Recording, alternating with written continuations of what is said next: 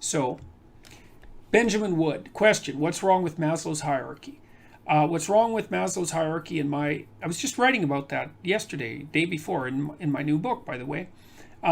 Maslow presumes that you have to meet your material needs before you can meet your spiritual needs, and that's wrong. That's just not right. It's not wise. And I would say, read Viktor Frankl's Man's Search for Meaning. That's a good antidote to that.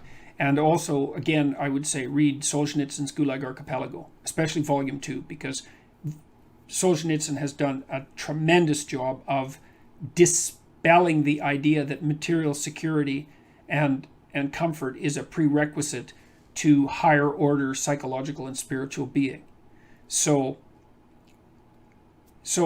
I think what's wrong with Maslow's hierarchy, the idea of Maslow's hierarchy, is that it's far too materialistic in its fundamental orientation. Now, having said that, that doesn't mean that there's nothing useful in Maslow's thinking. I think that his discussions of self-actualized persons are actually very interesting. And the idea that, there are higher levels of human psychological and spiritual development, and he was thinking about it more secularly, I think is also extremely useful. But I think the idea of the manner in which you progress through the hierarchy is wrong. I also think it's a socialist idea in some sense, and a utopian idea, because the idea is the way that you bring about the perfect human society is by making sure that everyone's material well-being is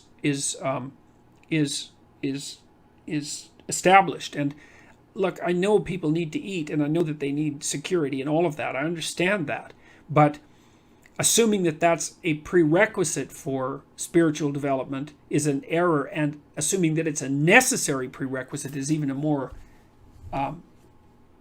egregious error, I would say. So